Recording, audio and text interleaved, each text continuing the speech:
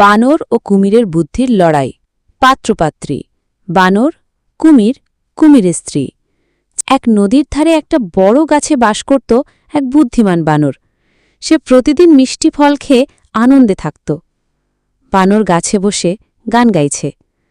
বানর, গাছে থাকি, ফল খাই, আনন্দে দিন কাটাই। হঠাৎ কুমির আসে। কুমির, ওহে বানর ভাই, তুমি একা একা এত মজা করো। বানর হাসি দিয়ে, এসো ভাই কুমির, এই নাও মিষ্টি ফল খাও। কুমির খেতে খেতে, আহা কি দারুণ স্বাদ, তুমি অনেক দয়ালু বানর। বর্ণনাকারী। এইভাবেই বানর আর কুমিরের মধ্যে বন্ধুত্ব হয়ে গেল। কুমির ঘরে ফিরছে, হাতে ফল। কুমিরের স্ত্রী, এই কি এনেছ? বানর বন্ধু দিয়েছে, গাছের মিষ্টি ফল। স্ত্রী লোভে, ও যদি এত মিষ্টি ফল খায়, তার কলিজা তো আরো মিষ্টি হবে, তাকে আনো, আমি তার মাংস দিয়ে কারি বানাবো। কুমির দ্বিধায়, কিন্তু সে তো আমার বন্ধু। স্ত্রী রেগে, বন্দুক টন্দুক রাখো না, আমার কথা না শুনলে আজ থেকেই তোমার সাথে কথা বন্ধ। কুমির আবার বানরের কাছে আসে।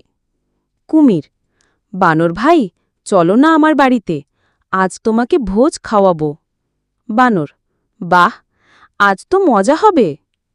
বানর কুমিরের পিঠে উঠে নদী পার হচ্ছে। কুমির ধীরে ধীরে, আসলে তোমার কলিজা আমার স্ত্রী রান্না করতে চায়। বানর চমকে, কি বলো, আগে বললে তো কলিজা গাছেই রেখে আসতাম। কুমির বোকা মুখে, আরে তাই নাকি, তাহলে চল ফিরে যাই। বানর গাছে উঠে পড়ে। বানর হেসে, হা হা হা, কলিজা কি কেউ আলাদা করে রেখে আসে রে বোকা কুমির? কুমির লজ্জায়, আমি ভুল করেছি, মাফ করো বন্ধু।